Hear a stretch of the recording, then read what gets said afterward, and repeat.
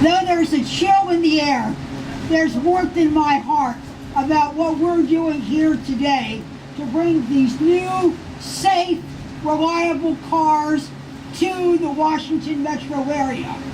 In June, a few years ago, we suffered a terrible accident in which passengers were killed, metro workers were killed, and we said we wanted to bring about change, we wanted to bring about reform, we wanted to have a metro that was safe and reliable for the people who ride on it and the people who work on it. And today, that promise has been kept with the delivery of these 4 railroad cars. This is a great day for the people of this area.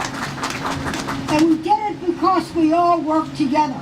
I'd like to extend my greetings today to all the dignitaries here, particularly our wonderful ambassador from Japan, who graciously is here with us today, the political leadership, the governor, the county executives, and most of all, from my perspective, the Maryland delegation. But each and every one of us has worked together. We proved the point that as working where we did, each and every one of us makes a difference. But when we work together, we make change. We love the Metro. 700,000 people ride the Metro every day. 209 million people ride it annually. It is truly America's subway. People within the capital region ride it. Tourists who come from around the world ride it.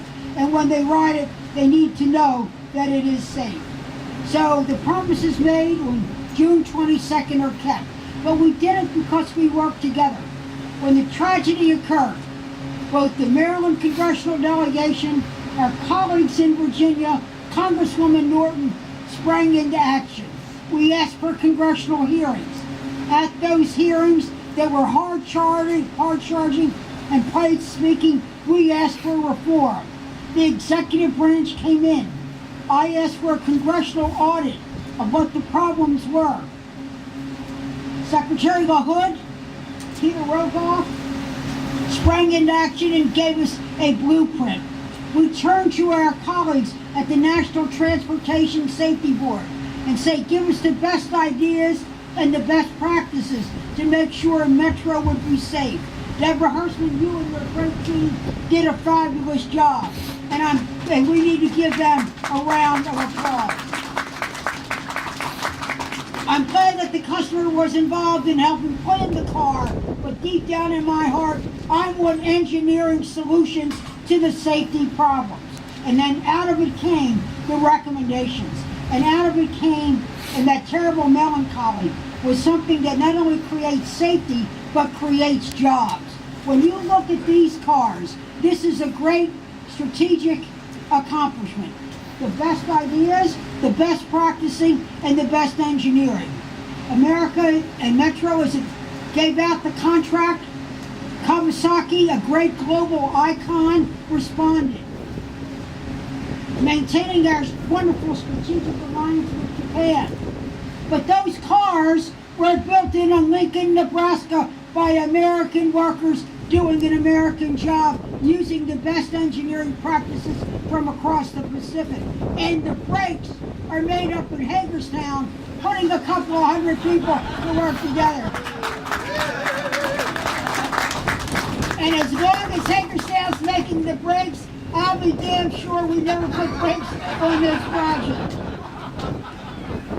So friends, what we did here today by working together was make sure we ensure safety, and we created jobs in our own country. We did it because across the aisle and across the dome, we worked together to put money in the federal checkbook. Senator Cardin and I in the Senate. He in the budget, I on appropriations. Our good friends Steny and Donna led the charge in the House with the support of Eleanor and our Virginia pals.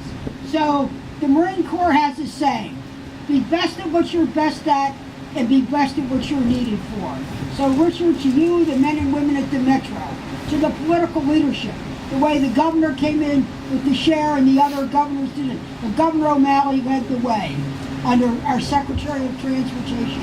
And then once again, Team Maryland led the way for the Capital Region, just like we do when we're going to get the FBI headquarters. God bless you, and God bless America.